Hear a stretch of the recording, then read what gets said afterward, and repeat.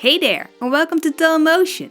Yes, I'm back on YouTube with a lot of new and former exclusive repaint videos. But today we're going to start a new repaint series.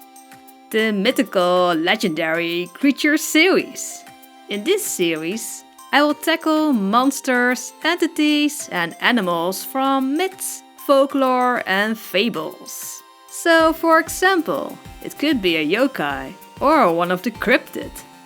But today we have a mythical creature, the Sphinx. The word Sphinx can actually refer to a few creatures. We have the most famous one from Egypt, which is a lion with a male head. But there are also Sphinx-like creatures in Persia and India. Today we're going to make a Sphinx from Greek mythology. The Sphinx was one of the offspring from a union of Typhon and Echidna. Depending on which story version, they were also the parents of Arcturus, Cerberus, the Nemean lion, the Caucasian eagle, Ladon, Chromonomian sow, Hydra, Chimera, and the Colchian dragon. All amazing creatures we may revisit for a future doll repaint. But today, let's make the Sphinx. For those who like to find the hints, this video contains 2 hints for 2 upcoming YouTube videos. So good luck finding the hints. Okay, for this project, I actually went doll hunting in my local thrift store. And you know what? I actually found the perfect doll base. I think these are called Steffi dolls. Yeah, you will probably correct me in the comments if I'm wrong. This articulated doll will be perfect for the body of the Sphinx. But we're going to replace the head with one from a Monster High doll. This Gulia with gorgeous cheekbones. Before we can use her, we first need to prep the head. We do this by cutting the hair as close to the head as possible. To remove the leftover hair, we use tweezers by going through the neck opening. Then we do a little harvest for my ear jar. Yes, it's weird, I know. Don't ask questions. After removing all the hair, we also erase the factory painted face with pure acetone. Great, now we can work on the body. Seeing we're going to turn a human body into that of an animal, we need some extra joints. Lucky me, I saved bits and pieces from previous projects. And I also have cheap bodies I can use to steal joints from. So let's head out to the workshed and take off the doll body parts we need. Yeah, I really need to say doll before every sentence, otherwise it really becomes a horror movie. With a Dremel we take off the lower arms, neck back, a part of the feet, and we saw the legs in half. From a other doll we take off a new neck back and a pair of new feet. I know it looks complicated, but bear with me. This puzzle will be turned into a Sphinx. Although the Sphinx has a female human head, I did take off her human ears. I actually want to replace them with these ears I took from a future repaint. These cute cat ears. Yeah, I like to prep many dolls at the same time. I think the cat or lion ears will give a better link between her lion body and her human head later on.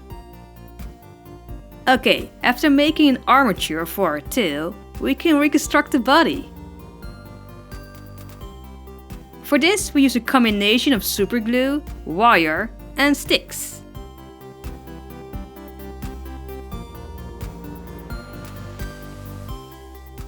We do need to close some openings, like this one at the neck. but we don't want the arm joints to get stuck in the process. To prevent this, I like to use a little piece of foam to protect the joints.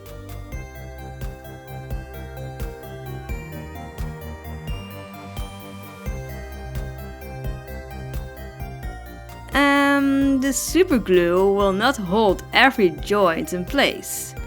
So for the heavy duty doll bodies, how I like to call it, I'm going to use friendly form, also known as temple morph plastic. This white colored plastic comes in small petals. You need to activate with hot water. It becomes clear and workable. Now you can sculpt it in the shape you like. But be quick, because it will turn hard in a few minutes. Although friendly form isn't an easy medium to sculpt, it's great stuff to permanent attach doll parts, seeing its lightweight. For the small parts, and as a second security layer, I'm going to mix up some epoxy glue.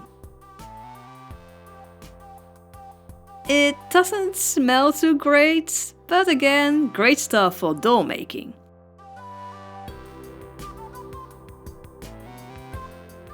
Okay, all the joints are connected and... yeah, I don't think the neck joint is at the right position. Well, lucky enough, I was able to break the neck back and place it higher on the body. This will be more of a natural pose for the human head. Good, we're going to continue with epoxy sculpt. This stuff is great for giving dolls new features and a must-have for anyone who wants to start a hobby in doll making. With the clay we fill in the little gaps and form the doll body more into that of a lion.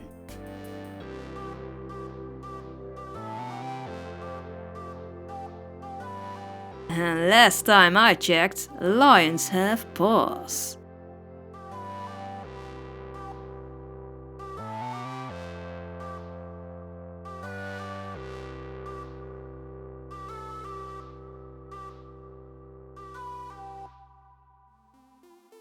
Great! The next day the epoxy sculpt is hard enough to be sand down.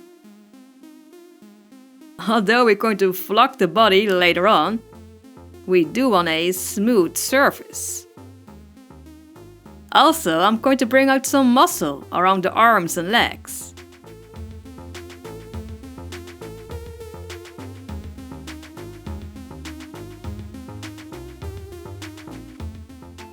All freshly sand. But she's still missing something. Yes, her murder mittens need some claws.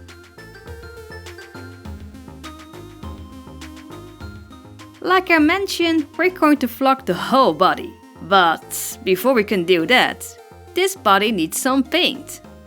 You can use a watered down acrylic paint, but there is also something like special primer paint.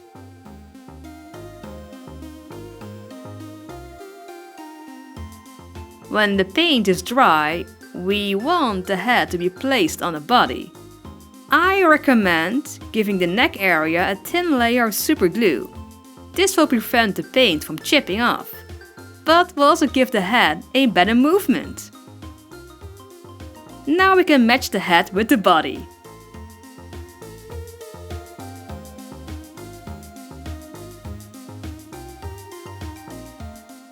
Done with the undertone, we can give the nails and the toe beads the right color.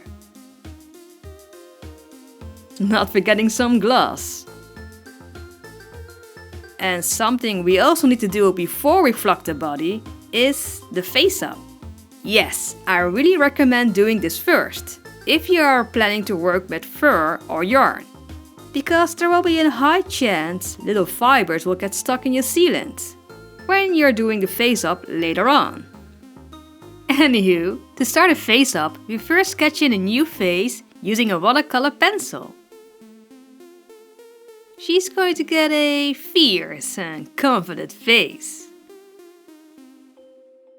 And now we're at this point, I'd like to tell you about the story of the Sphinx. To punish the city of Thebes for its past crimes, the gods sent the Sphinx. The creature would sit on a cliff right before Thebes, preventing anyone from entering or leaving the city. Anyone who wanted to pass the Sphinx will get the same riddle.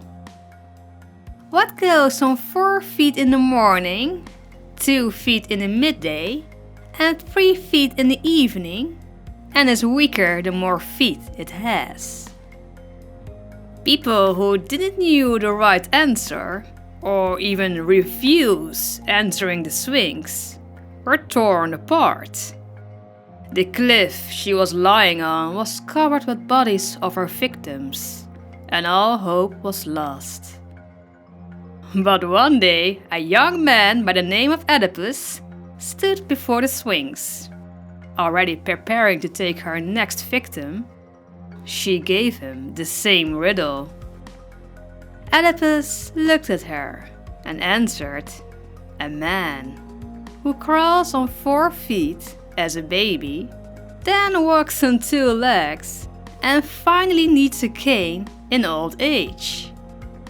When hearing the correct answer, the Sphinx screamed and in defeat threw itself from the cliff, ending its terror. So, that's the story of the Sphinx. But in some rare versions, there's actually a second riddle, which is: there are 2 sisters. One gives birth to the other, and she, in turn, gives birth to the first. Who are the 2 sisters? I'm not going to give you the answer, but I would really like to see your answers in the comment section. Okay, let's return to the face-up. After some final touches, we can seal in our new face-up with Mr. Superclear. And now that's drying, let's work on our hair and fur. For this we use yarn. We comb out, and to make it shiny and more of a hair texture, we use a hair straightener.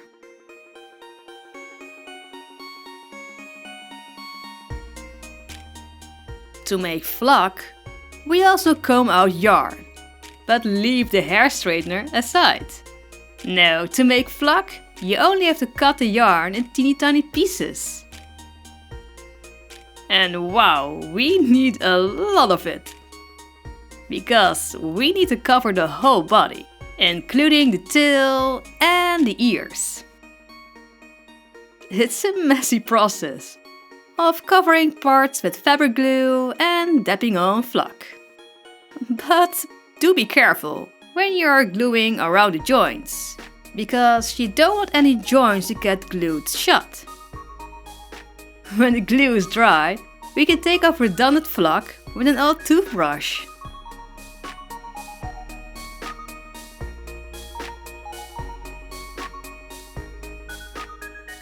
Now we can add tail fluff and give her hair. Just like with all my other dolls, we start by gluing around the head, working to the top.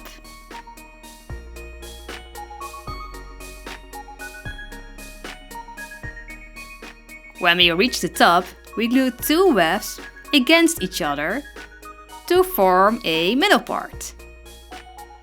Ooh, and don't forget to correct the hairs around the ears.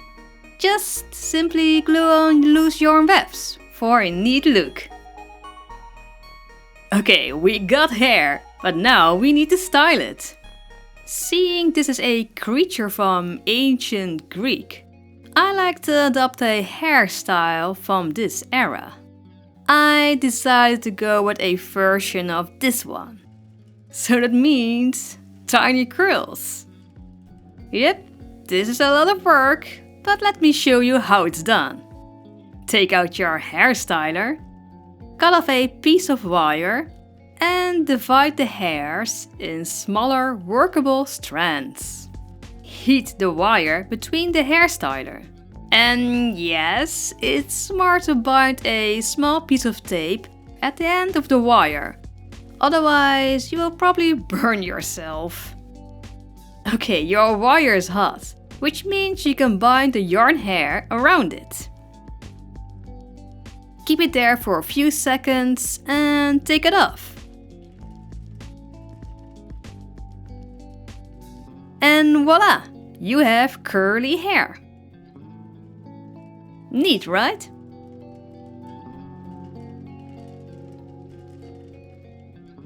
Next up are the wings. Out of wire, I made 2 wing armatures. But to make them usable for our project, we need to cover them with stretchy fabric.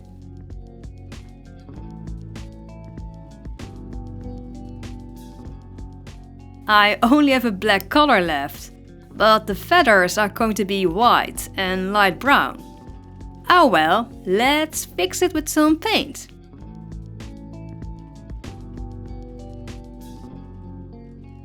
To make doll wings, you always need more feathers than you think. But out of the bag, they are a bit too big. So to make them more doll size, we need to trim them. Okay, we first cut off the fluffy part. But don't throw these away because we're going to need them later on. The non-fluffy feathers, we're going to trim into tiny looking feathers.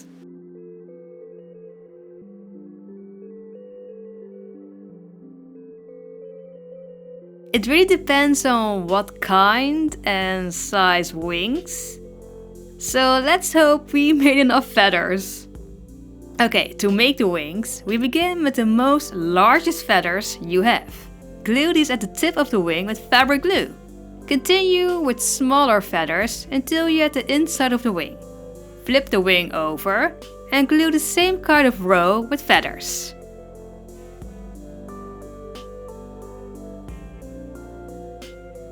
Although really optional, you can add color variation in the wing. I like to use these brown dotted feathers.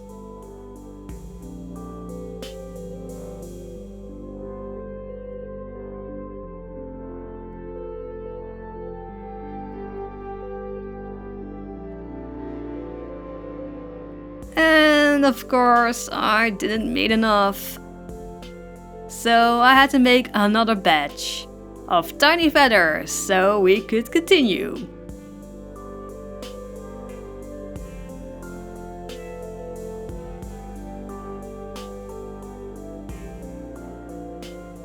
When you are nearly at the top, we're going to switch to fluff.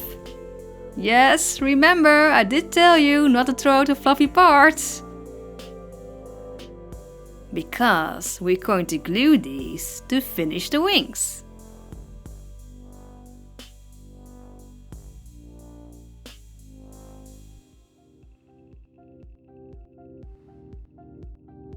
Nice, we got a fluffed body and a face up. But the relationship between these two is a bit awkward. So let's parent these with a mane.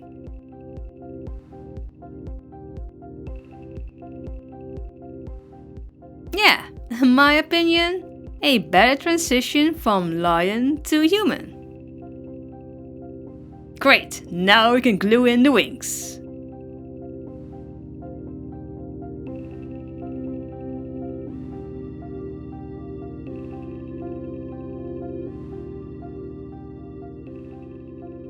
And you know what? Let's give her some fluff on her legs. A little trim and yeah, it really works on her. The next step is shading. Yes, this really helps to bring the doll come to life. We do this with pastels and a brush.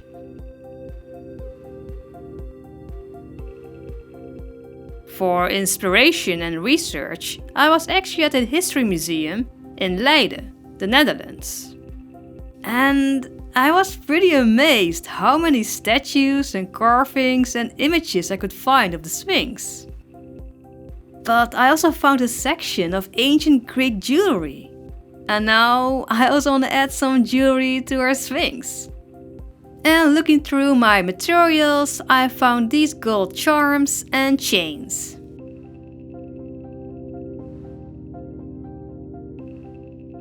Her necklace will have some detail to mimic gemstones. But I did have to start over in the end because the first one was a bit too full for my taste. She also gets wing decorations. And her paws will also get some gold. I first started with a woven strap. Then I glued on the golden charms and added a golden chain around it. Probably one of the most famous decorations in ancient Greek are the golden leaves. You can easily make these by cutting and folding a charm.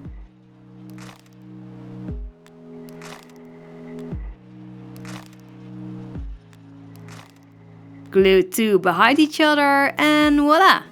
Golden leaves. To make the gold look more used and worn, we give it a layer of paint. Now she only needs a layer of glossy varnish and she's done.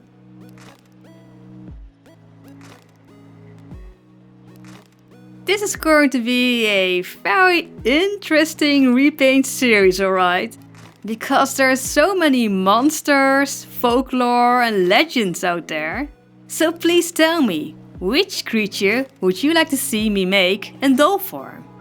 I would love to read your comments and add a few creatures to my list.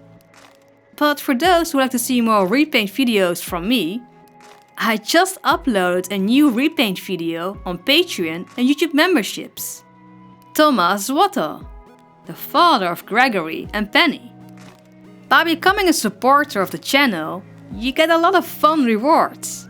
Like you can watch over 25 repaint videos very early access. But the best reward is, you keep this channel alive.